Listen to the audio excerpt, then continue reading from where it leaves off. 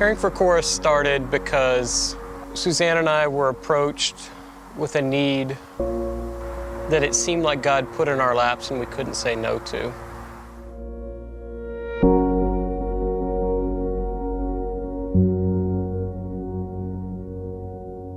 In 2014, we came to Ethiopia to finalize our adoption.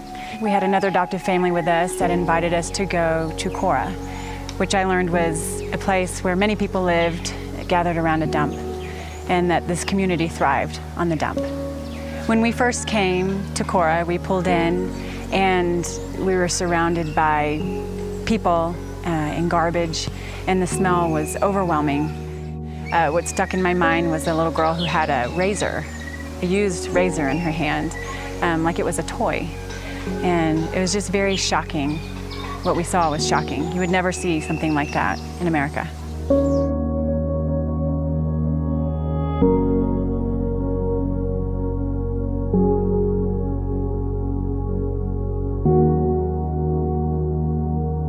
We were invited to meet some young men out there who had started a program to lift the community out of spiritual and physical poverty. As we walked and we talked, I just kind of shared my heart with him and he shared his heart with me. But probably the most memorable part of that conversation was towards the end, after we'd prayed. But what he said was, I ask everybody who comes here for help, and they all say that they'll pray. But Mr. Kurt, he said, I know you'll pray for us. But my question is to you is, will you help us? That was kind of a moment where I couldn't see how we couldn't help, how we could turn our backs on them and how we could turn our back on God in that moment.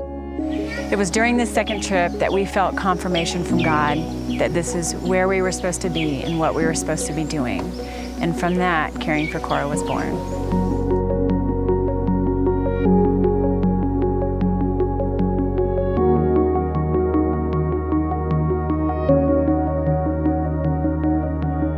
Caring for Cora is a program that cares for the children, but it also cares for the needs of a family.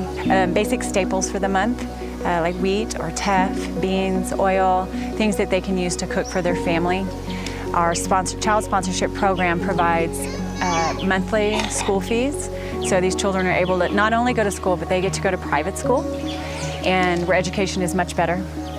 And they are able to have money for uniforms and for school supplies.